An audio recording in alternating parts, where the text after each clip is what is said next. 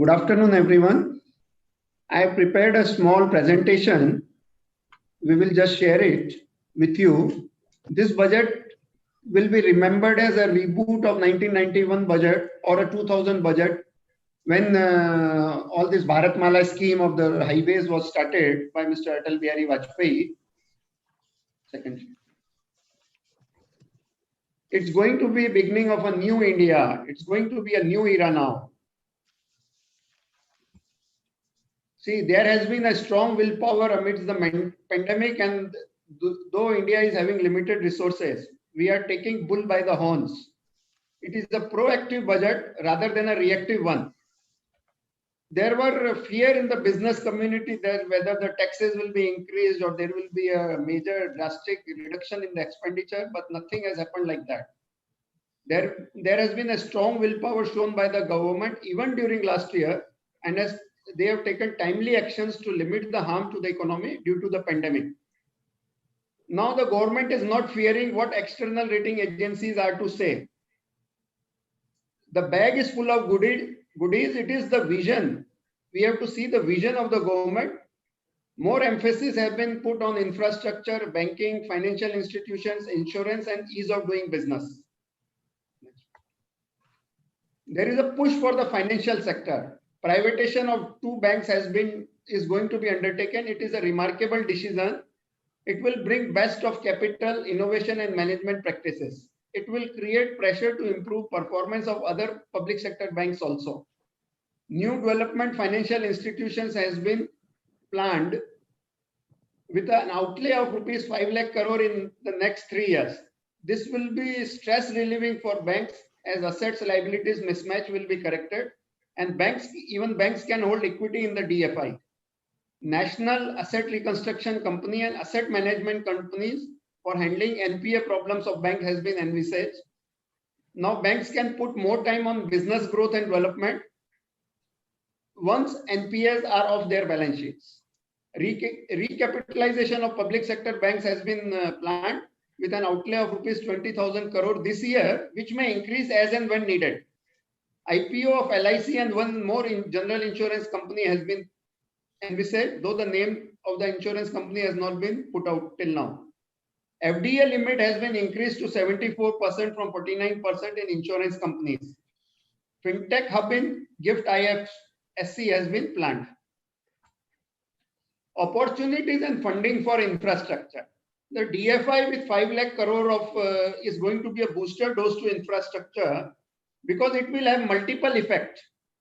Once the loans are given to infrastructure companies, they will increase the spending, and then it will generate lot of employment and lot of infrastructure. Normally, it is said that around 3 to 5 times of the spend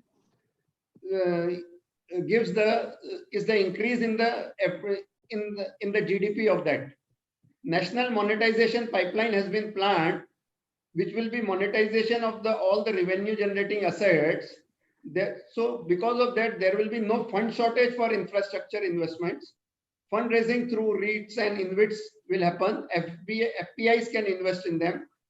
New and innovative approaches to fundraising has been envisaged. This will provide a pump up to the liquidity scenario for infra spending. Then National Infra Rail Plan has been envisaged. This infra boost will bring down logistics costs. East Coast Corridor, East-West Corridor, and North-South Corridor has been planned. A record sum of rupees 1.10 lakh crore for railways has been allocated, of which rupees 1.07 lakh crore is only for CapEx. Outlay for Ministry of Road Transport and Highways has been increased to 1.18 lakh crore. Airports in Tier 2 and Tier 3 cities have been planned.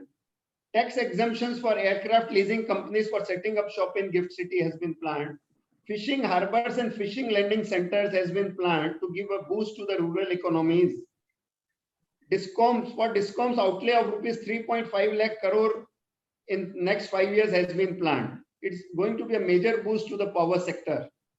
For public transport, 18,000 crore has been planned for 20,000 buses. And Metro Light and Metro Neo has been planned in Tier 2 cities and peripheral areas of Tier 1 cities which have not been connected till now. Improving economy post-COVID. It's not only that the boost is being given to the infrastructure, it is being given to overall all the sectors of the economy. Rekindling of animal spirits of the economy will happen. Ease of doing business is further extended. Push for financial sector, as I have already told. Higher outlays for infrastructure and roadmap for funds needed has been made. Greater emphasis on manufacturing for international and local units have been provided. Extra care for health and well-being, as told by Mr. K.K. Gupta. Rural upliftment and demand creation has been envisaged. Revival of agriculture sector, inclusive development of aspirational India, reinvigorating human capital by emphasis on education, skill development and training, innovation, research and development. In ease of doing business, government has brought a major change, that is opening of income tax reassessment has been brought down to 3 years only from last 6 years. It's going to be a major change in the sentiment of the people. Relaxations to open 1% companies, this will be a big booster for startups and innovators. Consolidation of various security acts in order to rationalize them in a single securities market code by 2022. Turant Customs is going to be another boost in ease of doing business. It will be a faceless, paperless and contactless customs. MCI 21 has been, version 3 is going to be incorporated now. There are several changes in the CGST Act. Increase in tax audit limit to 10 crore from 5 crore. This is also going to be a major boost to the SME sector mainly. Reduction in import duty on gold and silver, which will lead to reduced smuggling and tax evasion. NCLT framework will be strengthened by implementing an e-court system, and alternative methods of debt resolution will happen.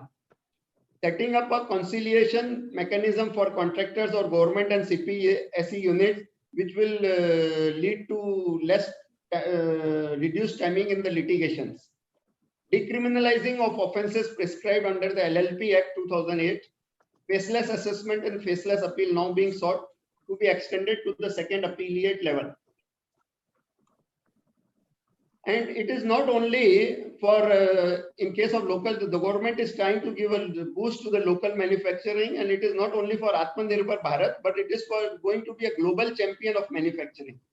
Production linked incentive schemes for 13 sectors with outlay of 1.97 lakh crore has been envisaged. Rationalizations of custom duties uniformly to 7.5% on products of non-alloy, alloy and stainless steel, and exempting duty on steel scrap till March 22. Rationalization in custom duties of copper scrap, auto parts, cotton and silk. 2,500 crore investment has been planned in Solar Energy Corporation and IREDA. Increase in import duties on solar inverters and lanterns.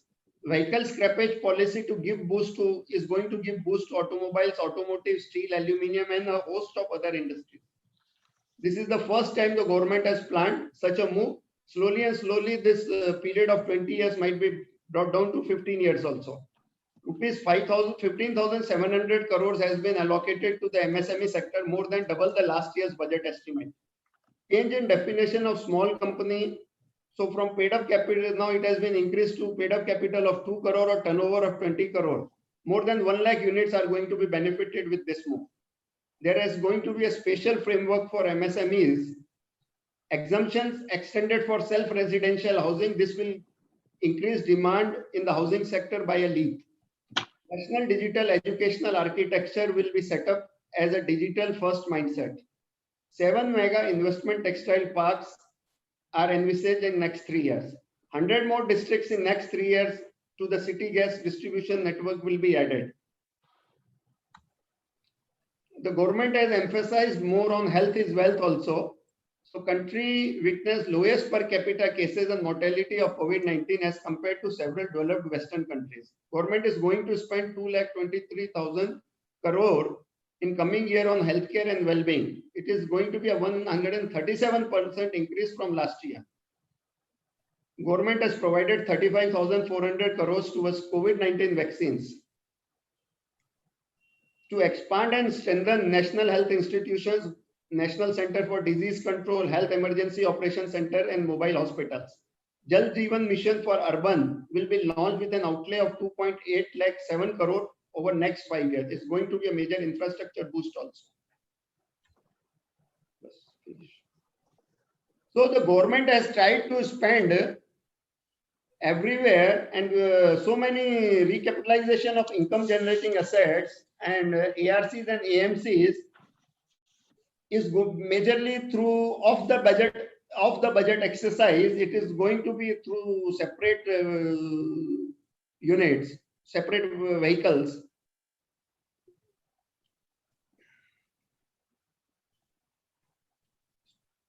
This is how the rupee comes from. Borrowings and other liabilities, it is 36%. GST, it is 15%. Central government share. Income tax, it is 14%. Corporation tax, it is 13%. Union excise duties, it is 8%. Non-tax revenue, 6%. Non-debt capital receipt, 5%. And customs duty, 3%. Rupee is being spent for interest payments for the past liabilities incurred. It is 20%. State shares of taxes and duties allocation is 16%. Central sector schemes, it is 14%. Finance commission and other transfers, it is 10%. Other expenditures, 10%. Subsidies, 8%. Defense, 8%. Pensions is 8%.